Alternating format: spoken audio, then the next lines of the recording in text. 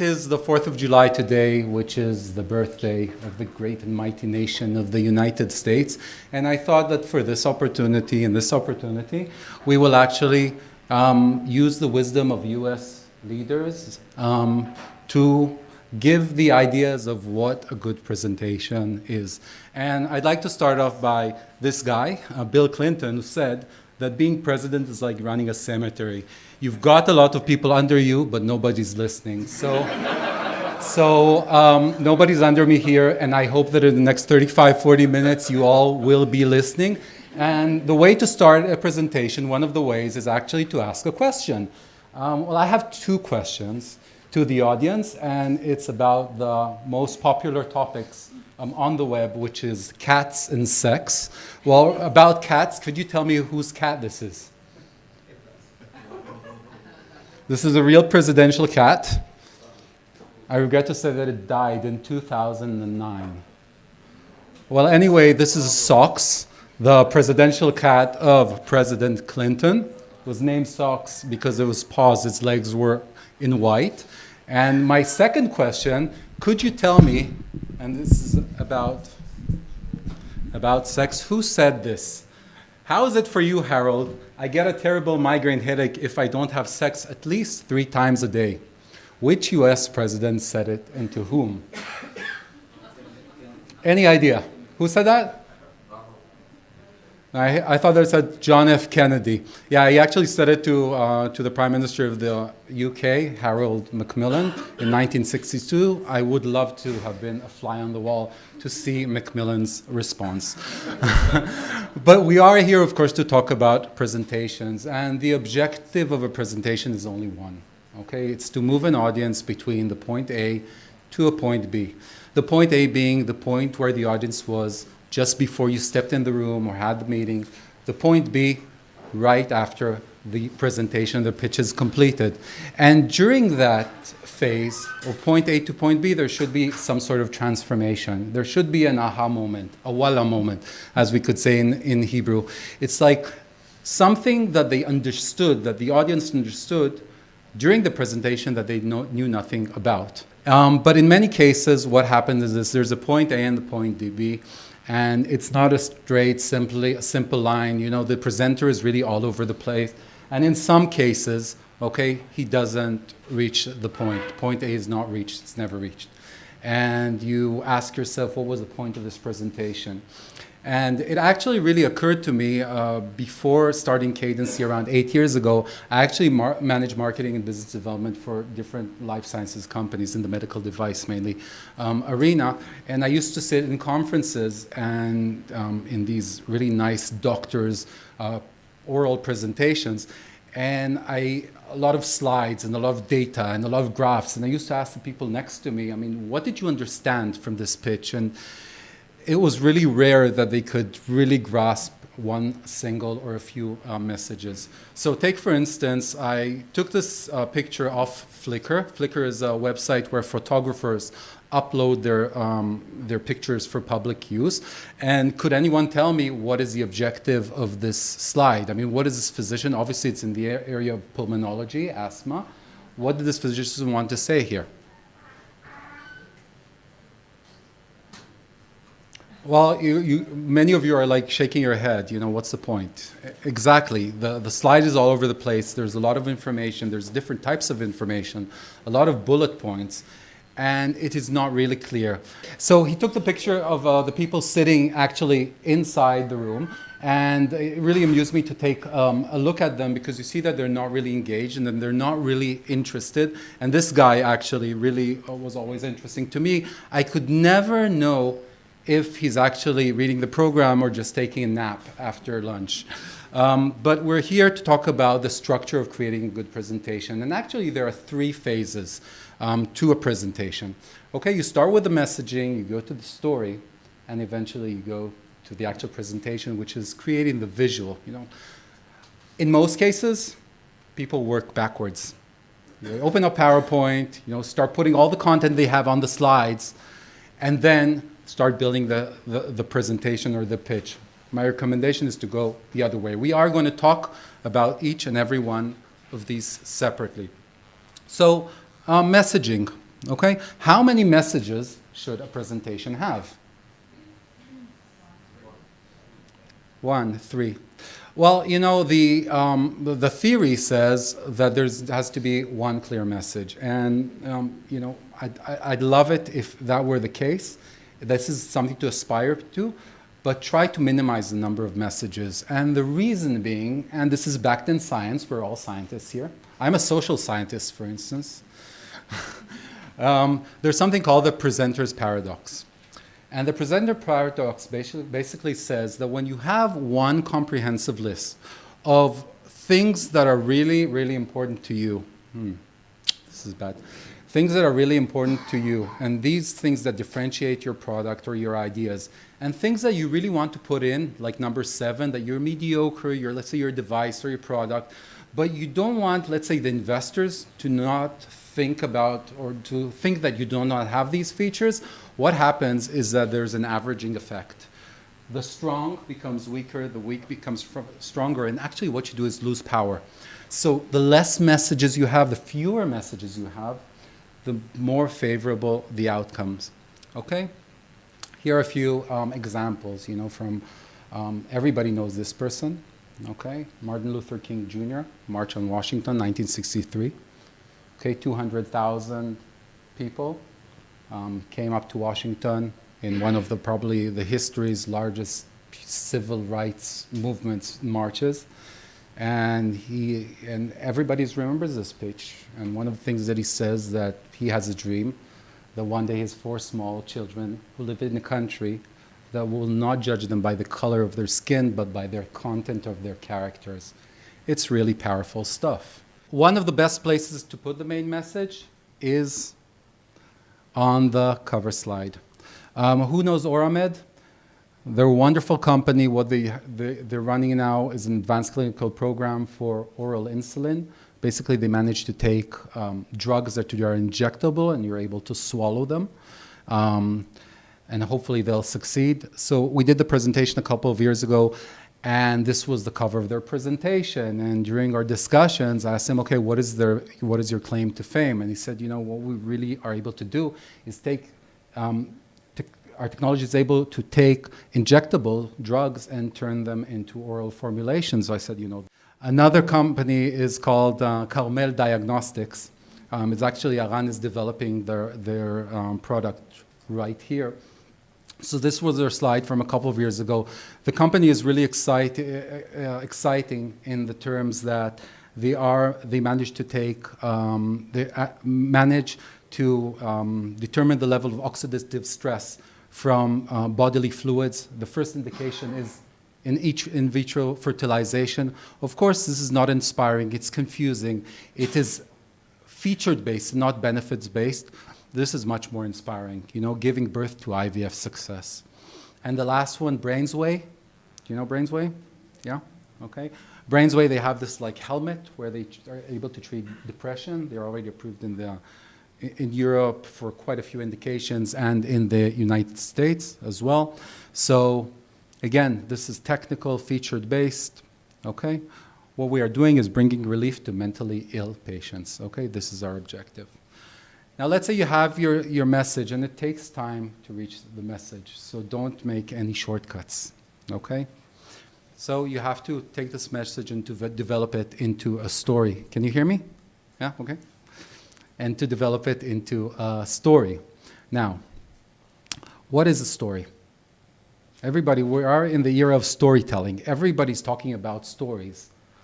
What is a story and why is it important? To create empathy. Great. Yeah.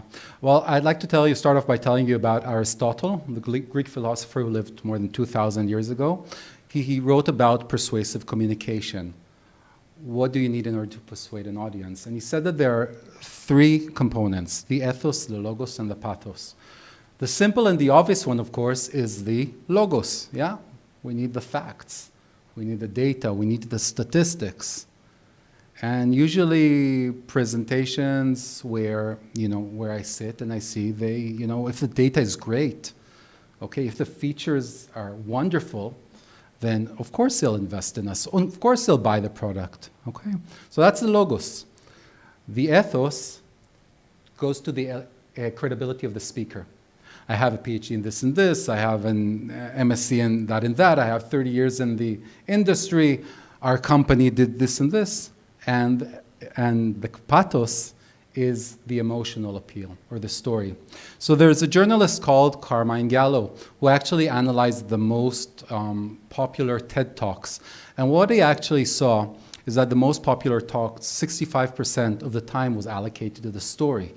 The story is not important in itself, and its objective is to connect the dots, is to shine a light to the data. It's just like, having a meal, okay, but having only the raw ingredients without using a good marinade or with good sauce or some good spicing and herbs and etc.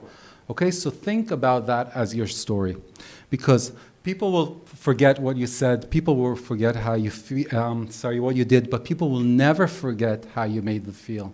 And even at the end of the meeting, they feel that they're up and meeting with really interesting and capable people. Well, that's a lot. This is a short video of Uri Chasson, another great American born in Israel, who actually gave a 2-minute long TED Talk about how storytelling affects the brain. So now let's look into your brain and see what's happening when you listen to these kind of stories. And let's start simple. Let's start with one listener and one brain area, the auditory cortex that processes the sounds that coming from the ear. And as you can see, in this particular brain area, the responses are going up and down as the story unfolding. And now we can take these responses and compare it to the responses in other listeners in the same brain area. And we can ask how similar are the responses across all listeners. So over here you can see 5 listeners. And we start to scan their brains before the story is starting, when they simply lie in the dark and waiting for the story to begin. And as you can see, the brain area is going up and down in each one of them, but the responses are very different and not in sync. However, immediately as the story is starting, something amazing is happening. So I'm banging out my story and I know it's good. And then I start to make it. Suddenly you can see that the responses in all of the subjects going look to the story, and now they are going up and down in a very similar way across all listeners. And in fact, this is exactly what's happening now in your brains when you listen to my sound speaking. But what's happening in the speaker's brain, in my brain, when I'm speaking to you? To look on the speaker brain, we ask the speaker to go into the scanner, we scan his brains, and then compare his brain responses to the brain responses of the listeners listening to the story. And you have to remember that producing speech and comprehending speech are very different processes. And here we're asking, how similar are they? And to our surprise, we saw that all these complex patterns within the listeners actually came from the speaker brain. So production and comprehension rely on very similar processes.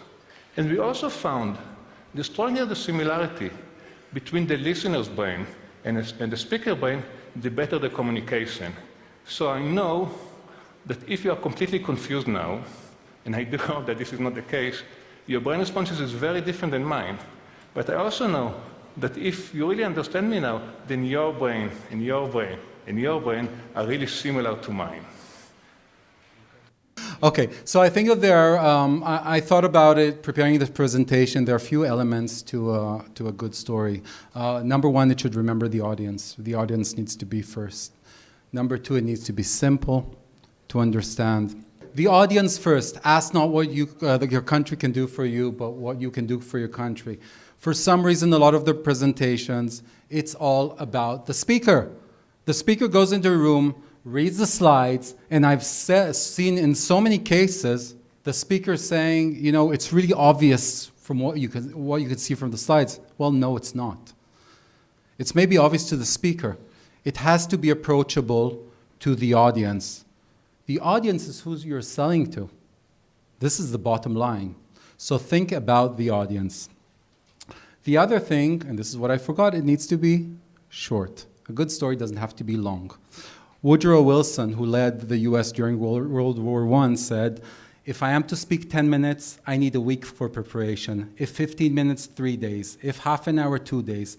If an hour, I'm ready now. And this is a feeling when I see many presentations. It's like the CEO did it on the plane, on the way to a meeting. I think I'm a procrastinator. In many cases, I wait till the last moment to get things done, but try to be a precrastinator. Apparently, there is such a term, if possible. Okay?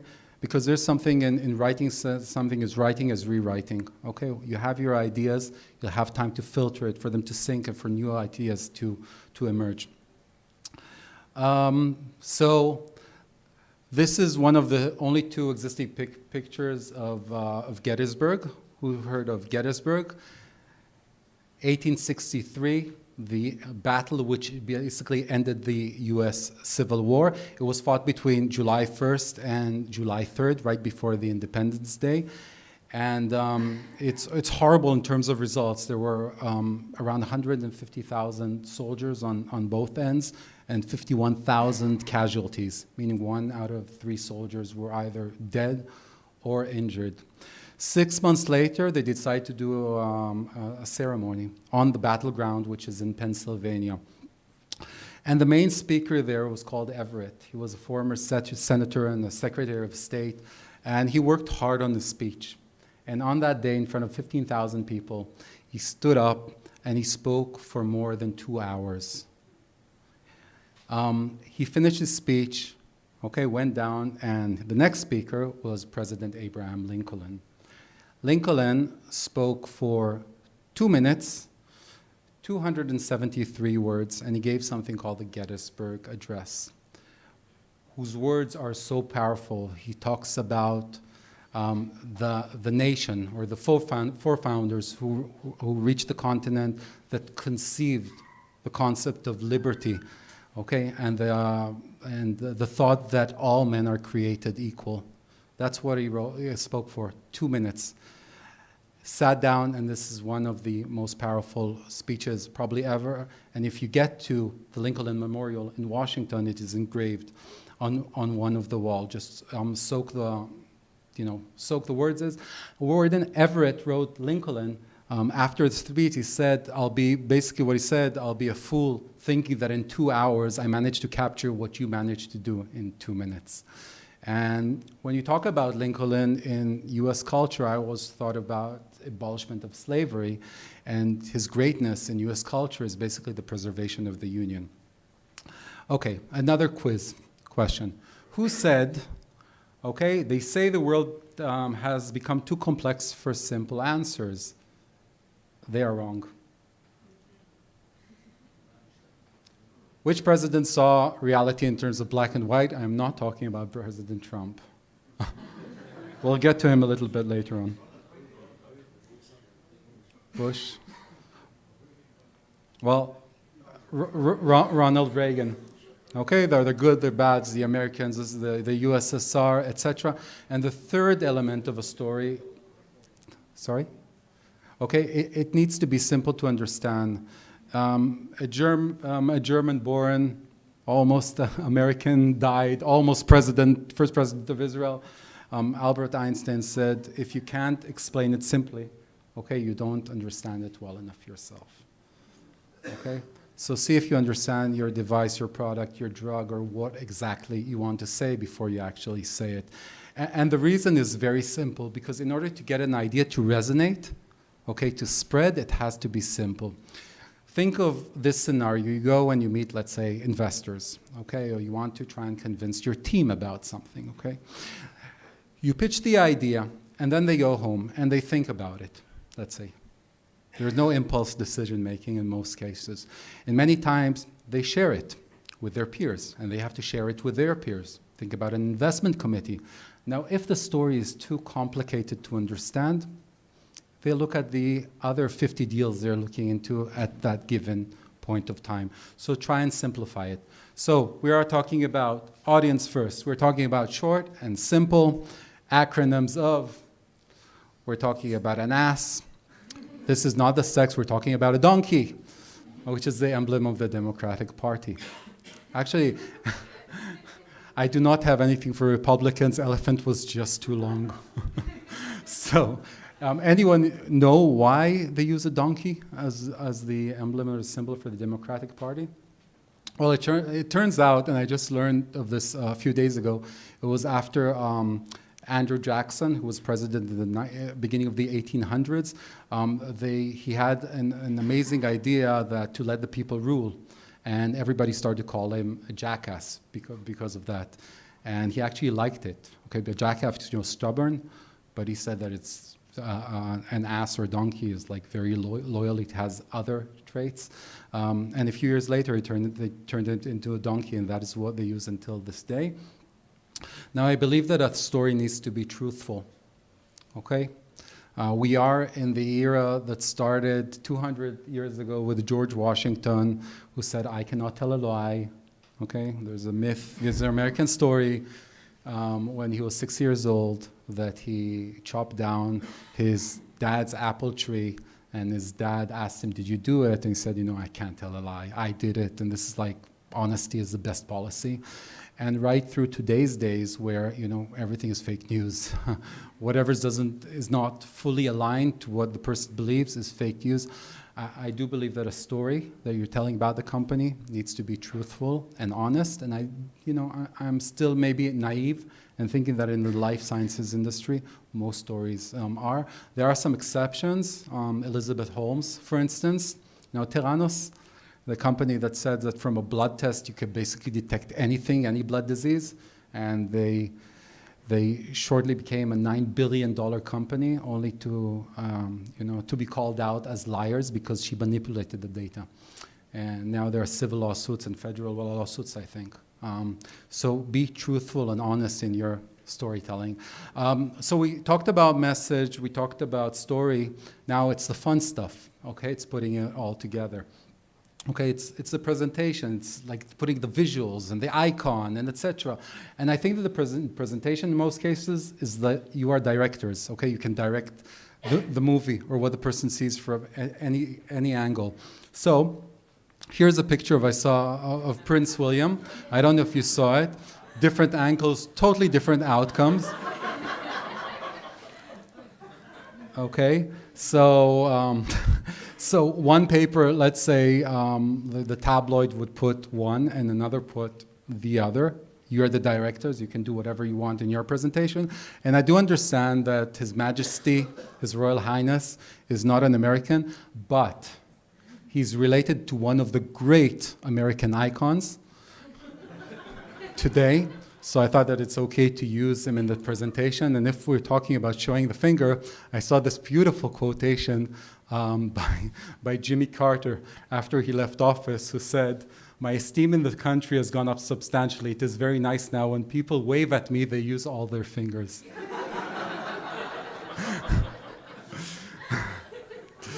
Okay, because when we use pictures, there's something called the picture superiority effect. Pictures are superior to words. Okay? In Hebrew, you say tmuna shava elef milim, a picture is worth 1,000 words, etc.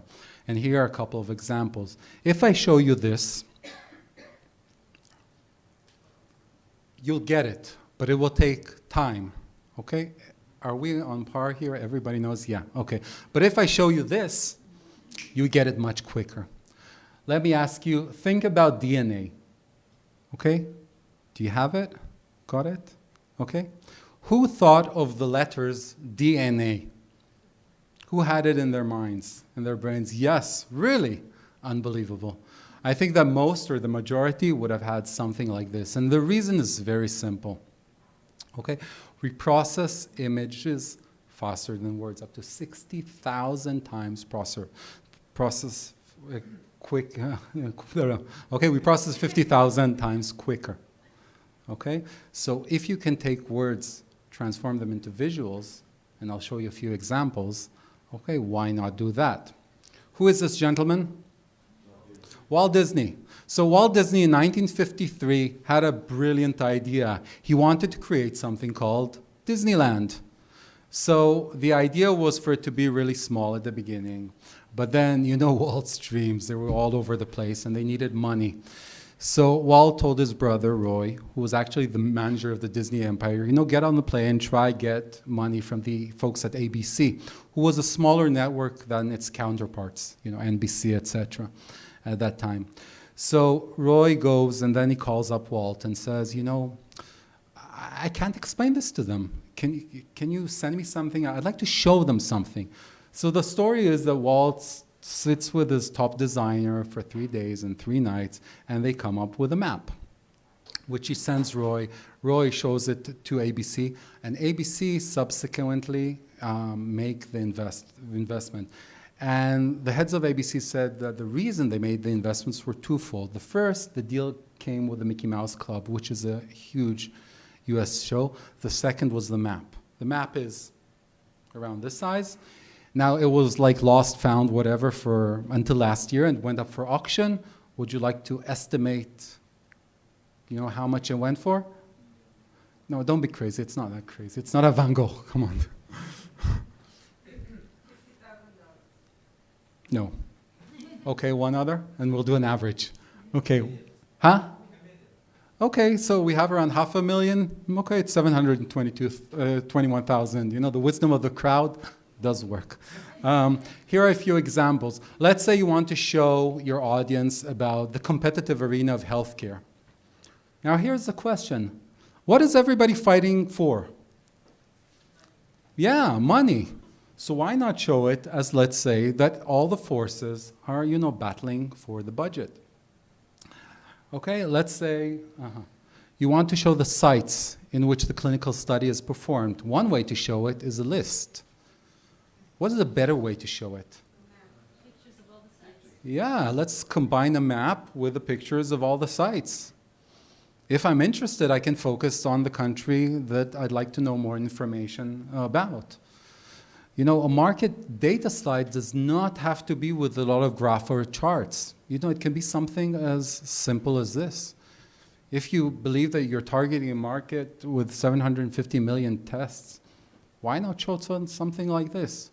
You can tell whatever stories you want in the background. Don't forget, the good presentation complements the speaker, does not replace the speaker. So the speaker has to know his stuff. And please forget the fact that I forgot an S. Okay. Okay.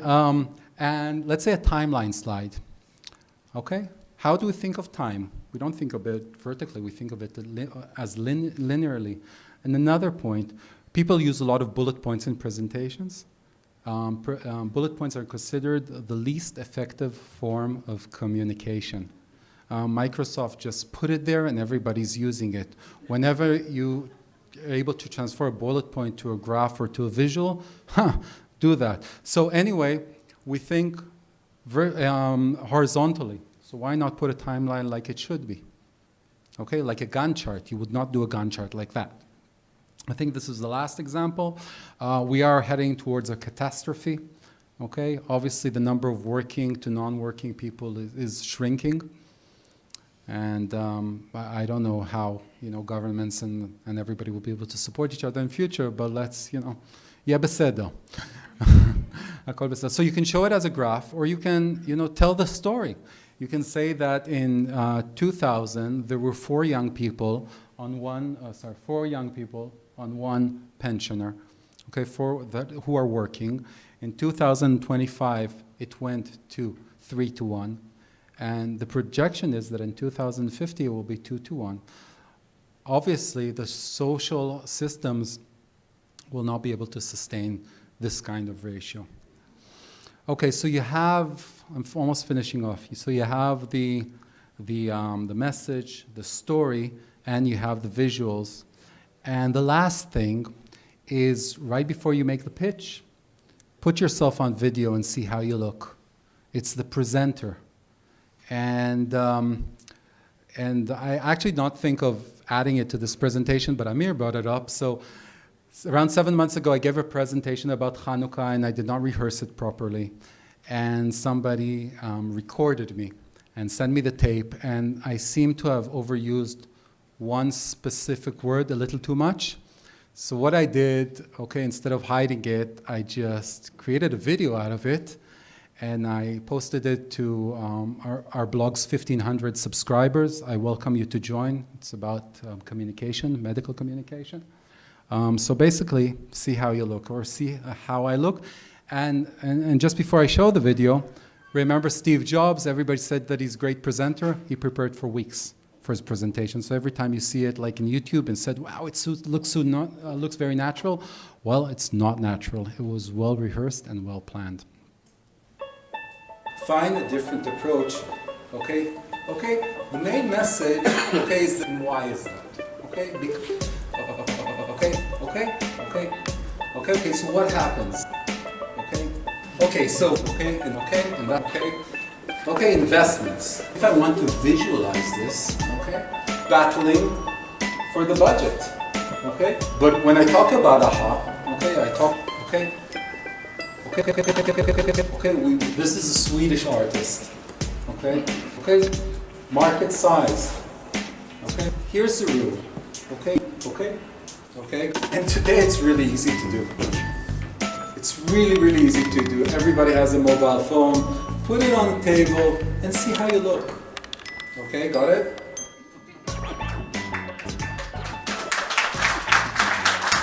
Okay, so basically, yeah, see how you look. Afterwards, I'll see how I looked, but I practiced a few times.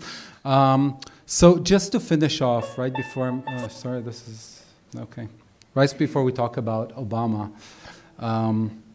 Okay, let's talk about Obama first. Okay, so I believe that, Obama had a wonderful campaign called Yes, We Can, and I really believe, I don't think that anybody needs to be a super duper designer or writer, etc., to upgrade his or her presentation very easily. So I think that you can go from yes, we can, to yes, you can make awesome presentations.